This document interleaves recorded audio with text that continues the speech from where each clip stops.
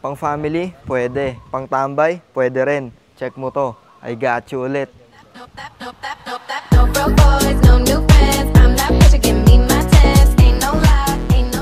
So this is the 2009 Honda CR-V automatic transmission. Exterior wise, super shiny ng paint at original 20 inches Japan wheels bago yung mga tires at sa harap, projector headlight, fog lamps at chrome grille. At pagdating sa engine, it's a 2.0 liter naturally aspirated automatic transmission 4-cylinder gasoline engine at itong engine na to, napakaganda ng kondisyon, dumaan na to sa 360 checkup natin. At sa pinakalikod, orig pa yung mga lens, chrome garnish, rear sensor at sa trunk, maluwag ang trunk space, kasya mga groceries nyo. At dito sa loob, super intact na headliner, may armrest dito, fresh leather seat at well-designed na dashboard, infotainment system, climate control, automatic transmission, 2 cup holders, center console, at maayos na steering wheel, analog and digital display, at vanity mirrors on both sides. At sa second row, nothing special pero okay ang leg, shoulder, and headroom, 6 foot ang height ko. Kaya kung naghahanap ka ng family car and aesthetics at the same time, ito ang perfect car mo. For only 385,000 pesos, mauuwi mo na to. Kaya tumawag ka na, reserve mo na to.